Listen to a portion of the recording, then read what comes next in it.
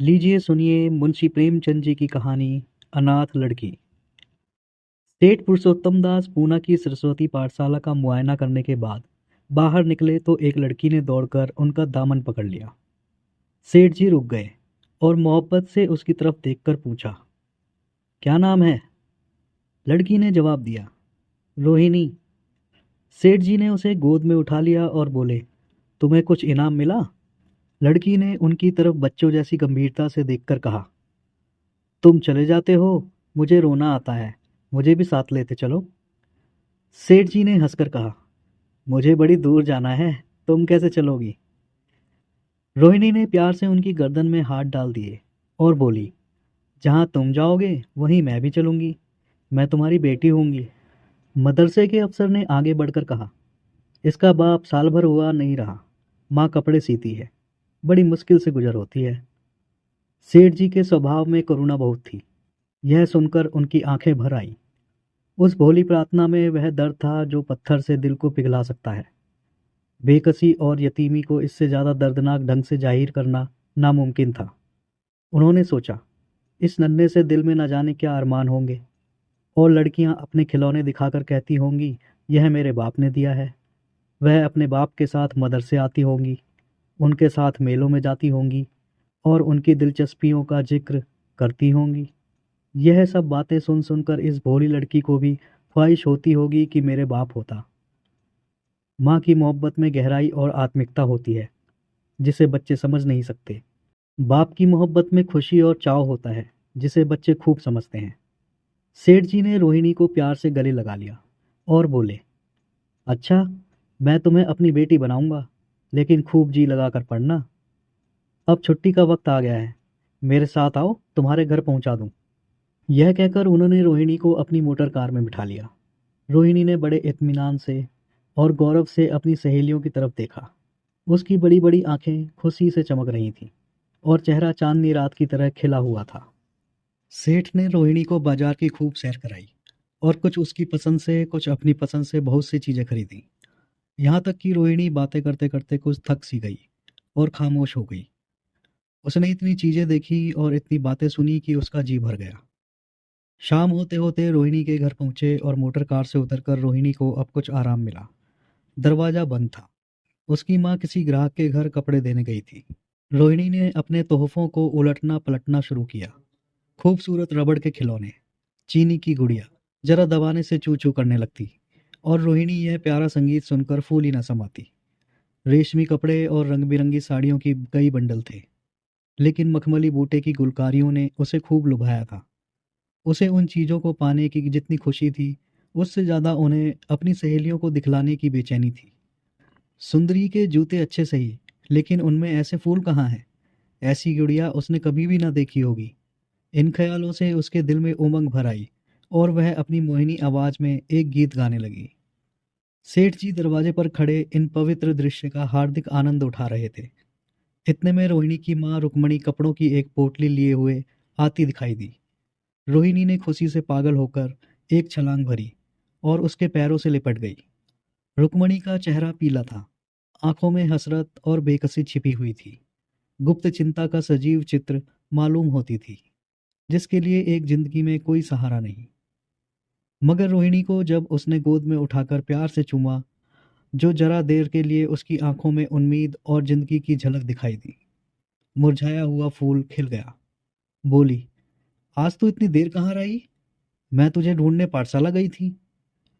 रोहिणी ने हुमक कर कहा, मैं मोटर कार पर बैठकर बाजार गई थी, वहां से बहुत अच्छी अच्छी चीजें लाई हूँ। वह देखो कौन खड़ा है। माँ ने सेठ जी की तरफ ताका और लजाकर सिर झुका लिया। बरामदे में पहुंचते ही रोहिणी माँ की गोद से उतरकर सेठ जी के पास गई और अपनी माँ को यकीन दिलाने के लिए भोलेपन से बोली, क्यों, तुम मेरे बाप हो ना? सेठ जी ने उसे प्यार करके कहा, हाँ, तुम मेरी प्यारी बेटी हो।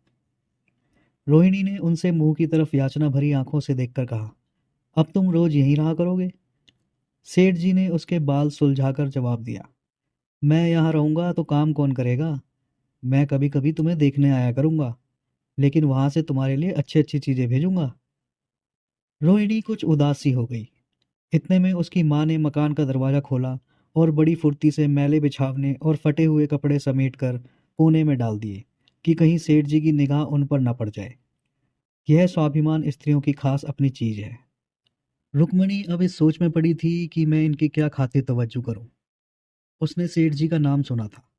उसका पति हमेशा उनकी बढ़ाई किया करता था। वह उनकी दया और उदारता की चर्चाएं अनेकों बार सुन चुकी थी। वह उन्हें अपने मन का देवता समझा करती थी। उसे क्या उम्मीद थी कि कभी उसका घर भी उनके कदमों से रोशन होगा। लेकिन आज जब वह शुभ दिन संयोग से आया तो वह इस काबिल भी नहीं कि उन्हें बैठने के लिए एक मोढ़ा दे सके। घर में पान और इलायची भी नहीं। वह अपने आंसुओं को किसी तरह न रोक सकी। आखिर जब अंधेरा हो गया और पास के ठाकुर द्वारे से घंटों और नगाड़ों की आवाजें आने लगी तो उन्होंने जरा ऊंची आवाज में कहा, भाई जी, अब मैं जाता हूँ। मुझे अभी यहाँ बहुत काम करना है। मेरी रोहिणी को कोई तकलीफ ना हो। मुझे जब मौका मिलेगा उसे देखने आऊँगा। उसके पालने पोसने का काम मेरा है और मैं उसे बहुत खुशी से पूरा करूँगा। उसके लिए अब तुम कोई फिक्र मत करो। मैंने उसका वजीफा बांध दिया है और यह उसकी पहली किस्त है। यह कहकर उन्होंने अपना खूबसूरत बटुआ निकाला और रुक्मणी के सामने रख दिया। गरीब औरत की आंख में आंसू जारी थे। उसका जी बरबस चाहता था कि उसके पैरों को पकड़कर खूब रोए। आज बहुत दिनों के बाद एक सच्चे हमदर्द की आवाज़ उसके मन में आई थी। जब सेठ जी चले तो उसने दोनों हाथों से प्रणाम किया। उसके हृदय की गहराइयों से प्रार्थना निकली, आपने एक बेबस पर दया की है। ईश्वर आपको उसका बदला दे। दूसरे दिन रोहिणी पाठशाला गई तो उसकी बाकी सज धज आंखों में खूब ही जाती थी। उस्तानियों ने उसे बारी बारी प्यार किया और उसकी सहेलियां उसकी एक एक चीज को आश्चर्य से देखती और ललचाती थी। अच्छे कपड़ों में कुछ स्वाभिमान का अनुभव होता है। आज रोहिणी वह गरीब लड़की ना रही जो दूसरों की तरफ विवश नेत्रों से देखा करती थी। आज उसकी एक एक क्रिया से शाश्वतचित गर्व और चंचलता टपकती थी और उसकी जबान एक दम के लिए भी न रुकती थी। कभी मोटर की तेजी का जिक्र था, कभी बाजार की दिलचस्पियों का बयान, कभी अपनी गुड़ियों के कुशल मंगल की चर्चा थी और कभी अपने बाप की मोहब्बत की दास्तान। दिल था कि उमंगों से भरा हुआ था। एक महीने बाद सेठ पुरुषोत्तम दास ने रोहिणी के लिए फिर तोहफे और रुपए रवाना किए। बेचारी विधवा को उनकी कृपा से जीविका की चिंता से छुट्टी मिली। वह भी रोहिणी के साथ पाठशाला आती और दोनों माँ बेटियां एक ही दर्जे के साथ साथ पढ़ती। लेकिन रोहिणी का नंबर हमेशा माँ से अव्वल रहा। सेठ जी जब पूना की तरफ से निकलते तो रोहिणी को देखने जरूर आते और उनका आगमन उसकी प्रसन्नता और मनोरंजन के लिए महीनों का सामान इकट्ठा कर देता। इसी तरह कई साल गुजर गए और रोहिणी ने जवानी के सुहाने हरे भरे मैदान में पैर रखा, जबकि बचपन की भोली भाली अदाओं में एक खास मतलब और इरादों का दखल हो जाता है। रोहिणी अब आंतरिक और बाह्य सौंदर्य से अपनी पाठशाला की नाक थी। हाव भाव में आकर्षक गंभीरता, बातों में गीत का सा खिंचाव और गीत का सा आत्मिक रस था। कपड़ों में रंगीन सादगी, आंखों में लाज संकोच, विचारों में पवित्रता। जवानी थी मगर घमंड और बनावट और चंचलता से मुक्त। उसमें एक एकाग्रता थी जो ऊंचे इरादों से पैदा होती है। स्त्रीोचित उत्कर्ष की मंजिलें वह धीरे धीरे तय करती चली जाती थी। सेठ जी के बड़े बेटे नरोत्तम दास कई साल तक अमेरिका और जर्मनी की यूनिवर्सिटियों की खाक छानने के बाद इंजीनियरिंग विभाग में कमाल हासिल करके वापस आए थे। अमेरिका के सबसे प्रतिष्ठित कॉलेज में उन्होंने सम्मान का पद प्राप्त किया था। अमेरिका के अखबार एक हिंदुस्तानी नौजवान की इस शानदार कामयाबी पर चकित थे। उन्हीं का स्वागत करने के लिए बंबई में एक बड़ा जलसा किया गया था। इस उत्सव में शरीक होने के लिए लोग दूर दूर से आए थे। सरस्वती पाठशाला को भी निमंत्रण मिला और रोहिणी को सेठानी जी ने विशेष रूप से आमंत्रित किया। पाठशाला में हफ्तों की तैयारियां हुई। रोहिणी को एक दम के लिए भी चैन न था। यह पहला मौका था कि उसने अपने लिए बहुत अच्छे अच्छे कपड़े बनवाए। रंगों के चुनाव में वह मिठास थी, काट छांट में वह फबन जिससे उसकी सुंदरता और चमक उठी। सेठानी कौशल्या देवी उसे लेने के लिए रेलवे स्टेशन पर मौजूद थी। रोहिणी गाड़ी से उतरते ही उनके पैरों की तरफ झुकी, लेकिन उन्होंने उसे छाती से लगा लिया और इस तरह प्यार किया कि जैसे वह उनकी बेटी है। वह उसे बार बार देखती थी और आंखों से गर्व और प्रेम टपक पड़ता था।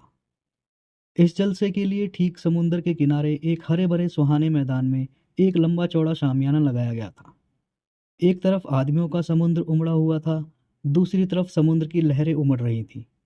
गोया वह भी इस खुशी में शरीक थी। जब उपस्थित लोगों ने रोहिणी बाई के आने की खबर सुनी, तो हजारों आदमी उसे देखने के लिए खड़े हो गए। यही तो वह लड़की है जिसने अब की शास्त्री की परीक्षा पास की है। जरा उसके दर्शन करने चाहिए।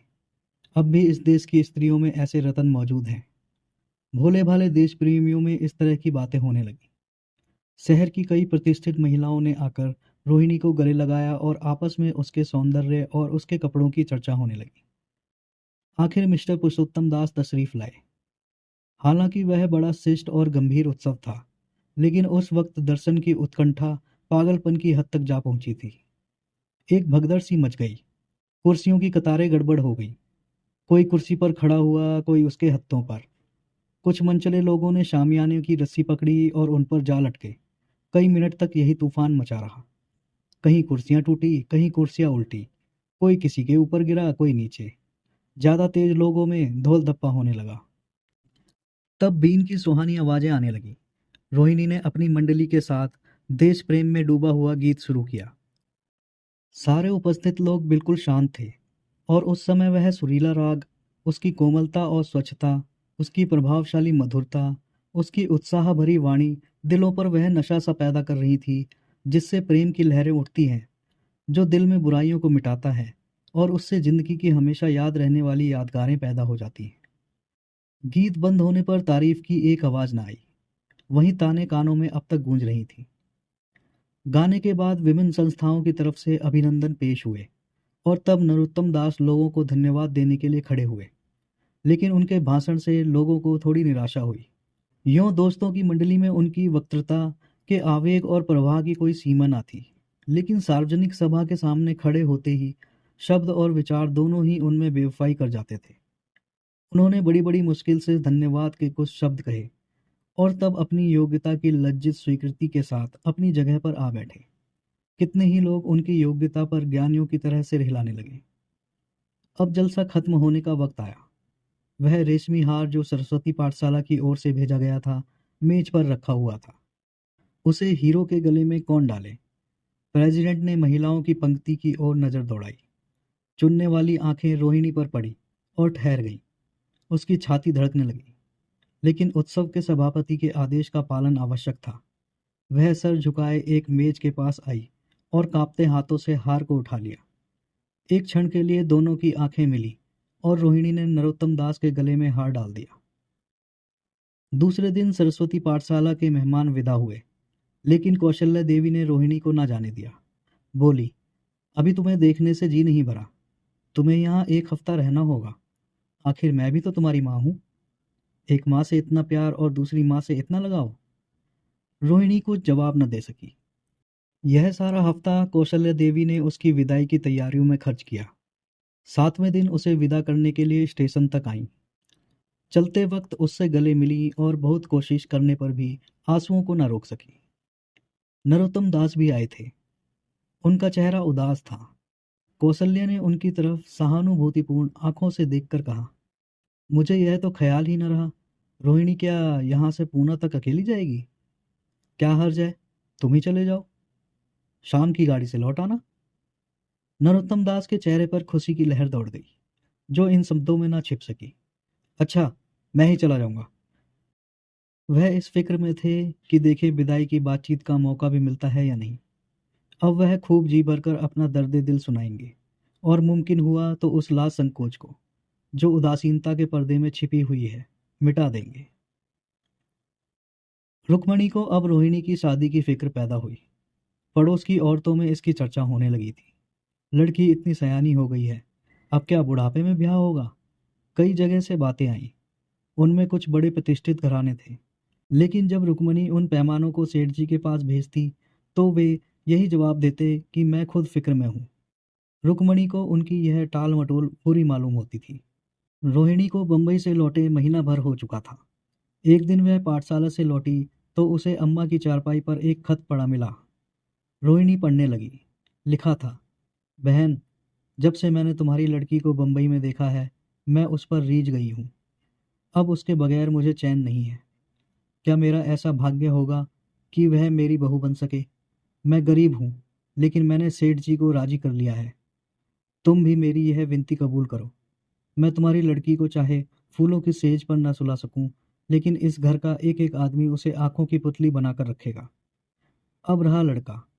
माँ के मुंह से लड़के का बखान कुछ अच्छा नहीं मालूम होता, लेकिन यह कह सकती हूँ कि परमात्मा ने यह जोड़ी अपनी हाथों से बनाई है। सूरत में, स्वभाव में, विद्या में, हर दृष्टि से वह रोहिणी के योग्य है। तुम जैसे चाहे अपना इत्मीनान कर सकती हो। जवाब जल्द देना, और ज़्यादा क्या लिखूं। नीचे थोड़े से शब्दों में सेठ जी ने उस पैगाम की सिफारिश की थी। रोहिणी गालों पर हाथ रखकर सोचने लगी। नरोत्तम दास की तस्वीर उसकी आंखों के सामने आ खड़ी हुई। उसकी वह प्रेम की बातें, जिनका सिलसिला बंबई से पूना तक नहीं टूटा था, कानों में गूंजने लगी। उसने एक ठंडी सांस ली और उदास होकर चारपाई पर लेट गई। सरस्वती पाठशाला में एक बार फिर सजावट और सफाई के दृश्य दिखाई दे रहे हैं। आज रोहिणी की शादी का शुभ दिन। शाम का वक्त, बसंत का सुहाना मौसम। पाठशाला के दारों दीवार मुस्कुरा रहे हैं और हरा भरा बगीचा फूला नहीं समाता। चंद्रमा अपनी बारात लेकर पूरब की तरफ से निकला। उसी वक्त मंगल चारणा का सुहाना राग उस रूपहली चांदनी और हल्के हल्के हवा के झोंकों में लहरें मारने लगा। दूल्हा आया। उसे देखते ही लोग हैरत में आ गए। यह नरोत्तम दास थे। दूल्हा मंडप के नीचे गया। रोहिणी की माँ अपने को रोक ना सकी। उसी वक्त जाकर सेठ जी के पैर पर गिर पड़ी। रोहिणी की आंखों से प्रेम और आनंद के आंसू बहने लगे। मंडप के नीचे हवन कुंड बना था। हवन शुरू हुआ। खुशबू की लपटें हवा में उठी और सारा मैदान महक गया। लोगों के दिलो दिमाग में ताजगी की उमंग पैदा हुई। फिर संस्कार की बारी आई। दूल्हा और दुल्हन ने आपस में हमदर्दी, जिम्मेदारी और वफादारी के पवित्र शब्द अपनी जबानों से कहे। विवाह की वह मुबारक जंजीर गले में पड़ी जिसमें वजन है, शक्ति है, पाबंदियां हैं, लेकिन वजन के साथ सुख और पाबंदियों के साथ विश्वास है। दोनों दिलों में उस वक्त एक नई बलवान आत्मिक शक्ति का अनुभूति हो रही थी। जब शादी की रस्में खत्म हो गईं तो नाच गाने की मजलिस का दौर आया। मोहक गीत गूंजने लगे। सेठ जी थककर चूर हो गए थे। जरा दम लेने के लिए बगीचे में जाकर एक बेंच पर बैठ गए। ठंडी ठंडी हवा आ रही थी। एक नशा सा पैदा करने वाली शांति चारों तरफ छाई हुई थी। उसी वक्त रोहिणी उनके पास आई और उनके पैरों से लिपट गई। सेठ जी ने उसे उठाकर गले से लगा लिया और हंसकर बोले, क्यों, अब तो तुम मेरी अपनी बेटी हो गई। अभी आप सुन रहे थे मुंशी प्रेमचंद जी की कहानी अनाथ लड़की, मेरी यानी चंदन तिवारी की आवाज़ में।